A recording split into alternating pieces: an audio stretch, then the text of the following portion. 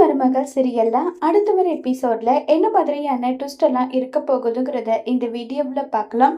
தமிழ் பயங்கர கோபத்துல இருக்காங்க. உடனே தமிழ் சேதுவுக்கு ஃபோன் பண்றாங்க. சேது ஃபோன் அட்டன் பண்றதே இல்ல. சேது மீட்டிங் இருக்கிறதுனால ஃபோன் அட்டன் பண்ணாம இருக்காங்க. மலருக்கு ஃபோன் பண்ணி, என்னக்கா என்னை பழி வாங்கறதுக்காக இவங்க எல்லாரும் சேர்ந்து இப்படி பண்றாங்கன்னா நீங்களும் கூட சேர்ந்து இப்படி பண்ணிட்டு இருக்கீங்களா?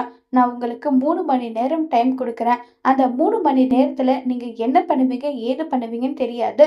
என்னுடைய 2 குழந்தையும் இங்க வரணும், இல்லைன்னா என்ன பண்ணுவேன்னு தெரியாதுன்னு சொல்லிட்டு தமிழ் கோவப்படுறாங்க. மலர் தமிழ, என்னாச்சு, எதுக்காக இப்படி கோவப்படுற, எது விஷயம் சொல்லுன்னு சொல்லி கேக்குறாங்க.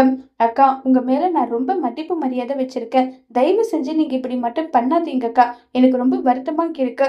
நான் சொன்ன டைம்குள்ள வரலன்னா கண்டிப்பா நான் என்ன பண்ணுவேன்றது எனக்கே தெரியாதுன்னு சொல்லிட்டு கோபப்படுறாங்க. உடனே தனம் போனை வாங்கிக்கிட்டு, அக்கா நடந்தது என்ன தெரியுமான்னு சொல்லிட்டு ஈஸ்வரி சித்ரா 2 பேரும் செஞ்ச வேலையை சொல்றாங்க.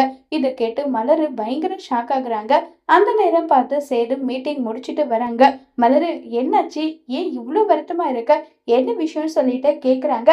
நடந்த விஷயத்த சொல்றாங்க மலரு. இத கேட்டதோ பயங்கர கோவப்படுறாங்க சேது. எவ்வளவு தைரியம் இருந்தா சின்னம்மா இப்படி பண்ணுவாங்க, எதுக்காக சின்னம்மா இப்படி பண்றாங்க?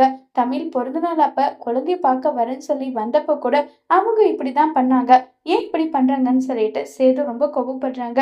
மாமா, நானும் தமிழ் செல்விக்கு நம்ம சுச்சுவேஷனை சொல்லி புரிய வைக்கலான்னு எவ்வளவோ ட்ரை பண்ணேன். ஆனா தமிழ் நம்மளுடைய சுச்சுவேஷனை இப்ப புரிஞ்சுக்கிற நிலைமையில இல்ல. அவ ரொம்பவே கோவமா இருக்கா. இன்னும் 3 மணி நேரத்துல நம்ம சென்னைக்கு போகலன்னா அவ என்ன பண்ணுவான்னு எனக்கே தெரியாதுன்னு சொல்லிட்டு அவ்வளவு கோவப்படுறா. நிஜமாவே அவ பயங்கர கோபத்துல இருக்கா மாமான்னு சொல்றாங்க. சரி, எனக்கும் மீட்டிங் இன்னையோட முடிஞ்சது. அப்ப நம்ம இன்னைக்கு கிளம்பிடலாம்னு சொல்லிட்டு சேது பொட்டு படுக்க எல்லாமே ரெடி பண்ண சொல்றாங்க.